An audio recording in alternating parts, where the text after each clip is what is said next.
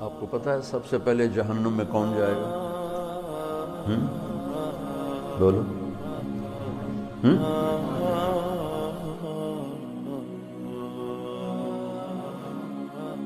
کافر نہیں، مشرک نہیں،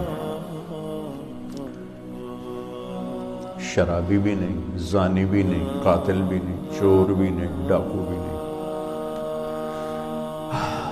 ملحد بھی نہیں، دہریہ بھی نہیں۔ کتنے گناہ ہیں۔ اول من تسعر به نار جہنم، سب سے پہلے جسے جہنم میں ڈالا جائے گا، نہیں کہا جس سے جہنم کو بھڑکایا جائے گا، وہ کم وقت ایندھن بن کے جائے گا، یعنی اوروں کی بھی تباہی کا سبب بن کے جا رہا ہے کہ اس کے ذریعے سے جہنم اور بھڑکے گی۔ اول من يدخل فی النار نہیں فرمایا کہ سب سے پہلے جہنم میں کون جائے گا۔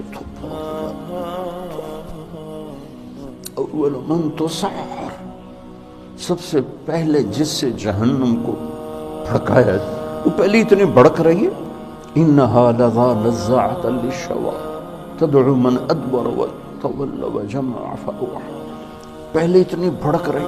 فانذرتکم نارا تلظی، کیا خوفناک ہے وہ۔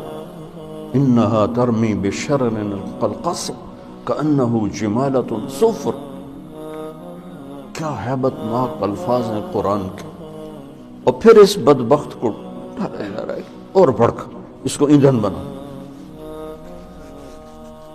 عالم، اول من تسعر به نار جہنم، عالم، مولانا صاحب۔